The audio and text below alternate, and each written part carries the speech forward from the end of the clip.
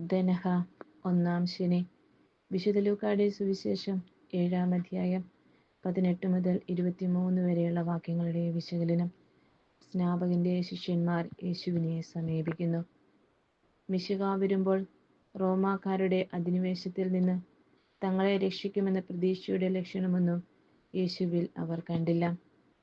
വരാനിരിക്കുന്നവനെക്കുറിച്ച് യോഹന്നാന് ഉറപ്പുണ്ടായിട്ടും യേശു തന്നെ അത് സ്ഥിരീകരിക്കട്ടെ എന്ന് ചിന്തിച്ചിട്ടായിരിക്കാം തൻ്റെ ശിഷ്യരിൽ 2 പേരെ യേശുവിൻ്റെ പക്കലേക്ക് യോഹന്നാൻ പറഞ്ഞുവിടുന്നത്.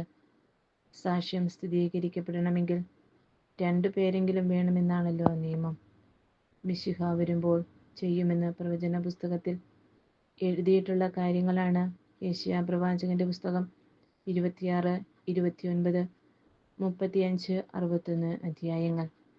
യേശു പ്രവർത്തിച്ചു കൊണ്ടിരുന്ന അത്ഭുതങ്ങൾ എന്നതിലാണ് യേശു അവരെ ഓർമ്മപ്പെടുത്തുന്നത്. എന്നാൽ മിശിഹായെ ലോകവിധിയാളനായി പ്രതീക്ഷിക്കുന്നവർക്ക് യേശുവിൻ്റെ കരുണയും അനുകമ്പയും ഇടർച്ചയായിരുന്നു.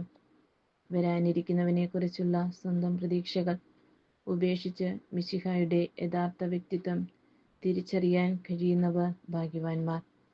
പക്ഷേ സമൂഹം തള്ളിപ്പറഞ്ഞ എല്ലാ വിഭാഗം ജനങ്ങളോടും, കുരുടന്മാരോടും, മുടന്തന്മാരോടും, കുഷ്ഠരോഗികളോടും, ചെകിടന്മാരോടും, ഉയർപ്പിക്കപ്പെട്ടവരോടും, ദരിദ്രരോടുമൊക്കെ സുവിശേഷം പ്രസംഗിക്കപ്പെടുമ്പോഴാണ് ദൈവരാജ്യം സംസ്ഥാപിക്കപ്പെടുക എന്ന തൻ്റെ ദൗത്യം പൂർത്തിയാകുക.